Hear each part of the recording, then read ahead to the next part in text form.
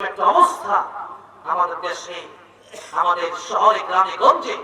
আলহামদুলিল্লাহ, আমি অত্যন্ত খুশি যে আপনাদের এই এলাকাগুলোতে খুবই কম, একবার নাই বললেই চলে।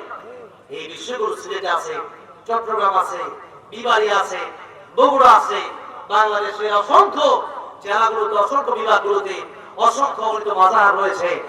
এক জায়গায় গেলাম, সেই চট্টগ্রাম বিভাগের এক জায়গায় গেলাম, যাওয়ার পরে আমরা বলবো, হুজুর আপনি ওয়াজ করতে আসছেন, এখানে একটা এই জায়গায় একটা বিজি মারা গেছে, ওই যে একটা মালা দেখা যায়, এটা বিজি মারা গেছে, ওই বিজির নামে মাজার হয়ে গেছে। নাউজুবিল্লাহ। চিন্তা করে আমাদের দেশ কোথায় যাচ্ছে? আমাদের দেশের মানুষ আজকে কোরআন শেখার চেষ্টাই করে না। পীর কি বলছেন সরাসরি নিয়েছে। আপনি পীর যেটা বলেছে ওইটা আপনি কোরআন থেকে রিসার্চ করেন। কেন?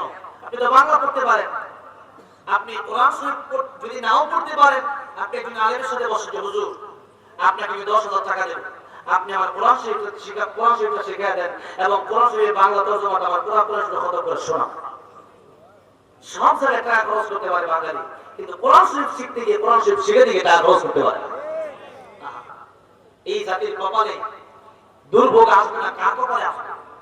আজকে আমরা রমজান মাসের জন্য কোরআন পড়াইছি।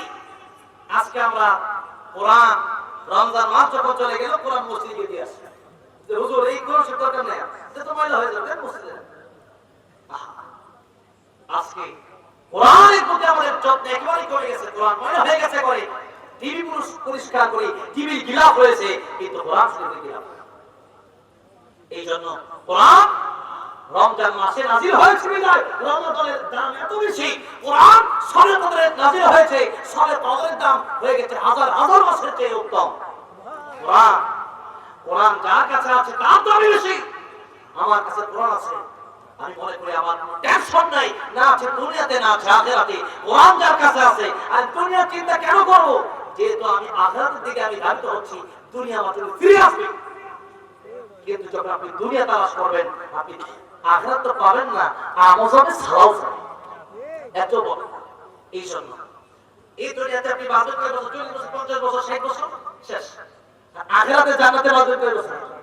50 বছর, 100, 200, অনন্তকাল। তাহলে বলেন না, অনন্তকালের জন্য কাজ করা দরকার নাকি 50 বছরের জন্য কাজ করা দরকার? কিসের জন্য কাজ করা দরকার? আর আমরা করছি কিসের জন্য? 24 ঘন্টার ভিতরে আমরা 24 ঘন্টা থেকে মনে করেন 22 ঘন্টা সময় কিসের জন্য দিচ্ছি? আর 2 ঘন্টা সময় আল্লাহর জন্য দিতে পারি না? 1 ঘন্টা সময় নামাজের জন্য দিতে পারি না?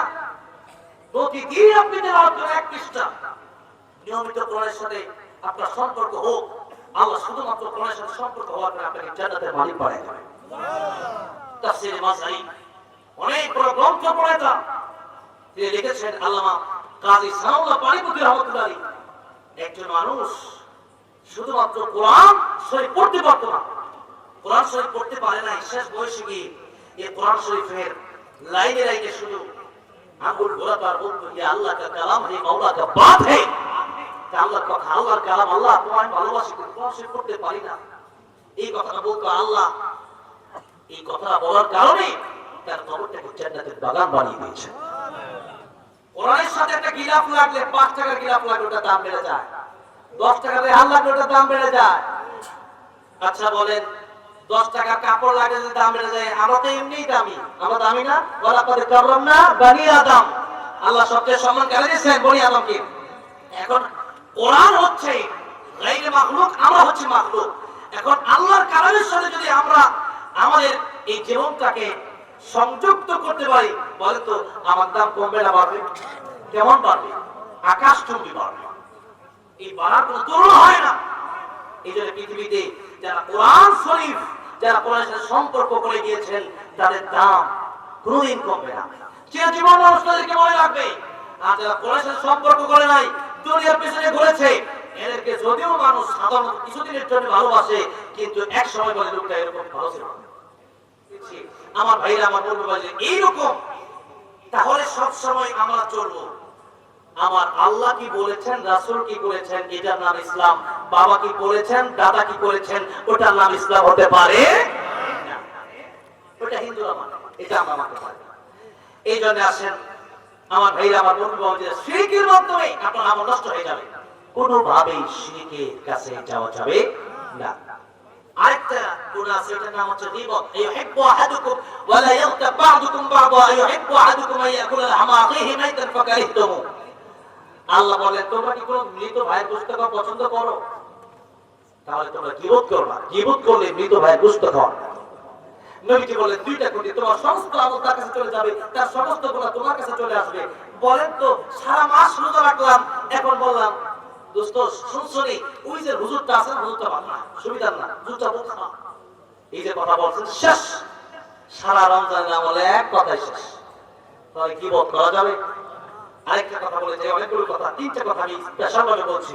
হিংসা, হিংসা যদি করেন, লাকড়ি যেমন আগুন যেমন লাকড়িকে জ্বালায় পোড়ায় দেয়, হিংসা আপনার নেকি আপনার আমল জ্বালায় পোড়ায় দেয়।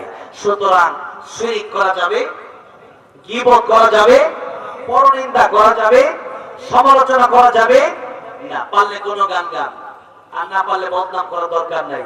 কারণ আপনি যার বদনাম করতেছেন, আপনি তার দিকে না তাকায়া নিজের দিকে তাকান। কারণ আল্লাহ আগে বলেছেন কু আনফুসাকুম, এরপরে বলেছেন ওয়া আলাইকুম নারা। নিজে ভালো না হতে পারলে আরেকজনকে ভালো বানাবেন কেন? যে ব্যক্তি গীবত করে সে ব্যক্তি ভালো হতে পারে না। এই জন্য এই তিনটা কাজ থেকে আল্লাহ আমাদের হেফাজত করেন এবং আমাদের আমল ঈমান ধরে রেখে যেন আমরা জান্নাতের রাস্তায় হাঁটতে পারি, সেই তৌফিক দান করেন। জোরে বলেন আমিন।